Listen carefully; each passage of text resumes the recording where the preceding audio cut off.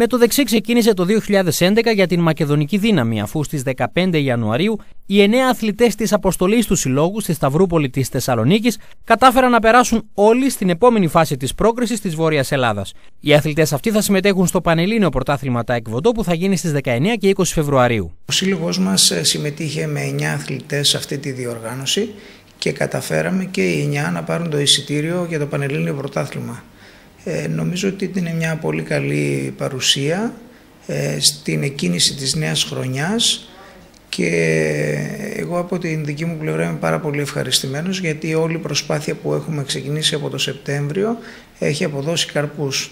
Οι 9 αθλητές από κάθε κατηγορία της Βόρειας Ελλάδας θα συναντηθούν με τους αντίστοιχους αθλητές της Νότιας Ελλάδας και οι πρωταθλητές των κατηγοριών θα στελεχώσουν την εθνική ομάδα της χώρας για να συμμετέχει στο Παγκόσμιο Πρωτάθλημα Τάεκβοντό που θα γίνει φέτος στην Κορέα. Όλα αυτά είναι μια απορία του απολογισμού του 2010, έχοντας μια πολύ πετυχημένη χρονιά για το Σύλλογο.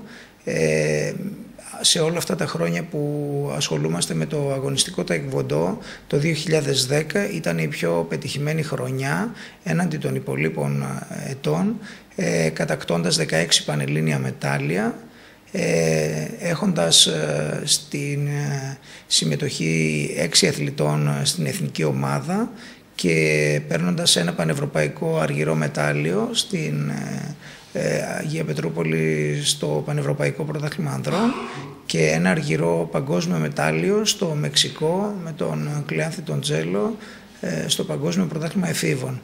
Νομίζω ότι ήταν μια πολύ καλή και ιδιαίτερη χρονιά και ελπίζω και εύχομαι το 2011 να είναι μια ακόμα καλύτερη χρονιά. Οι αθλητές που διακρίθηκαν στις κατηγορίες τους από την Μακεδονική Δύναμη είναι η Αργύρης Διάφας, Ηλίας Θεοδωρίδης, Στέλιος Μεχτερίδης, Ευάγγελος Πράσος, Παρμενίων Πατιάς, Κλεάνθης Τζέλος, Νικόλας Τζέλος, Αποστόλης Τελικοστόγλου και Θεόδωρος Χασιώτης.